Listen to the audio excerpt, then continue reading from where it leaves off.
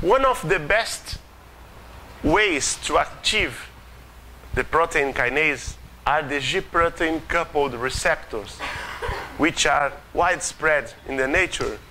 Even in the plants, you have G-protein coupled receptors. They are proteins, transmembrane, 7 domains, 7 transmembrane domains associated with different heterotrimeric G proteins. I will not enter in the details, okay?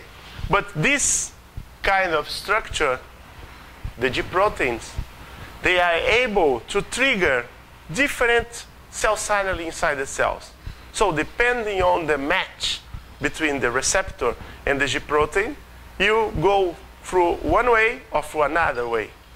That's why the control is very, very huge, because we cannot, at the same time, in the cell, start something that will leave cell to die and leave cell to proliferate. Yes? It's not, no make sense. So the cellular signaling pathways, they are very well coordinated and very well controlled by the cells. Let's start to see the biggest ones. This is the system which has cyclic AMP as the second messenger. So the important molecule here is the cyclic AMP. When the receptor is activated, it triggers the G protein. The G protein activates adenylylcyclase, and it starts to produce cyclic AMP from ATP. It takes ATP and produces cyclic AMP. Cyclic AMP in normal conditions is found in low concentration inside the cell, just for basal metabolism, okay? But when adenylcyclase is activated, it starts to produce lots of cyclic AMP. And cyclic AMP, here, this molecule, is a very important signal transduction molecule, because as you see in this image, when it is produced, cyclic AMP, it binds to the regulatory subunities of the protein kinase A, and when cyclic AMP binds to the regulatory subunities, they destack from the catalytic subunit of protein kinase A, and the catalytic start to phosphorylate the substrate.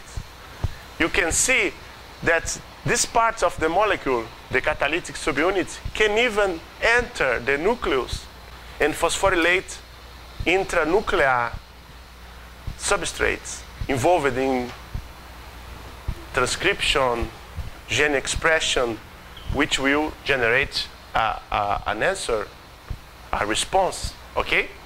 So this kind of cell signaling pathway is very easy to be disturbed in some aggressive pollutants and other things that we are talking during the school here, okay?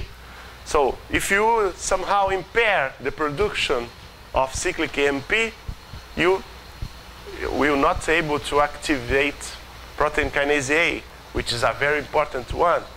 Or if you, for example, do not, let me show you here. This is very nice. One receptor activated. If you, just one molecule arrived to the cell, okay? This one molecule that arrived will activate at least one adenylcyclase that will produce cyclic AMP. So can you see that it's an amplifying system here? We are living from one molecule to 1,000, more than 1,000 products inside the cell. So we can imagine how this can change the cellular metabolism in order to answer to that single molecule. But we can also think that never a cell receives only one input, yeah? Mainly in the environment, where it is lots of things arriving, lots of receptors being activating. So we have a balance, okay? We have a homeostatic pathway that leaves the thing in the basal condition, or try to leave the thing in the basal condition.